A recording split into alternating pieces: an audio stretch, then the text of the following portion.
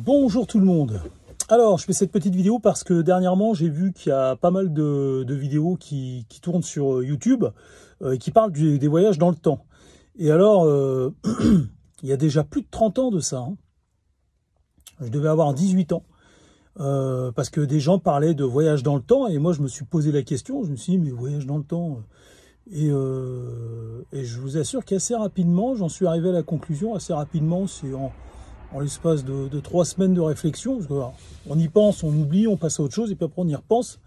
Et je me suis dit, j'en suis arrivé à cette conclusion, et je me suis dit, les voyages dans le temps, c'est impossible, étant donné que pour retourner dans le temps, il faudrait que pour pouvoir retourner dans le temps, il faut que je restitue la matière qui me compose. Bah oui, parce que les molécules qui me composent, vous voyez, c'est un échange perpétuel. Hein, c'est-à-dire que dans 5 ans, toute la matière qui est en moi en fait aura été remplacée. Elle aura été remplacée et renouvelée. C'est pour ça qu'on mange, entre autres. Hein, c'est pour se refabriquer constamment. Et je pense pas qu'en nous on ait des cellules. Alors peut-être qu'il y a des cellules qui durent plus longtemps que les autres, mais je pense pas que ça excède. Au bout d'un certain temps, si vous voulez, tout est retraité pour être remplacé. Et c'est d'ailleurs ça, entre autres, hein, qui nous use, qui fait que, comment expliquer ça, il y a une obsolescence, une espèce d'obsolescence programmée, quoi. Hein, et biologiquement.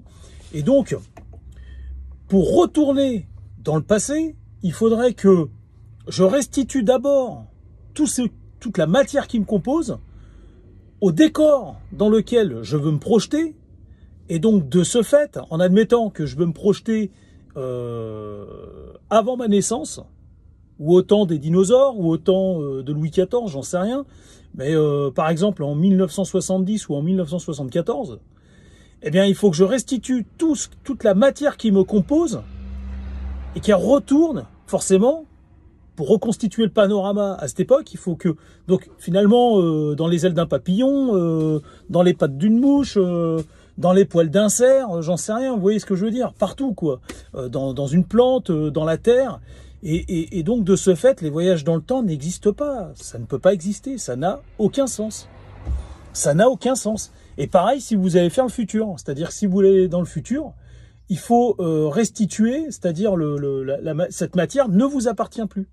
Alors, dans le passé, c'est qu'elle vous appartient pas encore. Et dans le futur, c'est que cette matière ne vous appartient plus. Donc, si les voyages dans le temps étaient possibles, eh bien, à la seconde où je serais projeté dans le passé, eh bien, je serais désintégré à ce moment-là pour restituer. Et donc, finalement, je pourrais pas en profiter.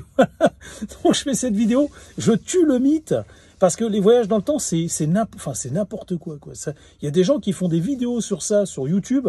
Alors moi, vous allez dire que je suis un peu arrogant, mais retournez le problème et vous allez voir, je suis sûr que vous allez en arriver à la même conclusion que moi. Et ça, c'est quelque chose que j'ai émis mais il y a très longtemps. Je devais avoir 18 ans à l'époque. 18 ans. Je vous dis à bientôt.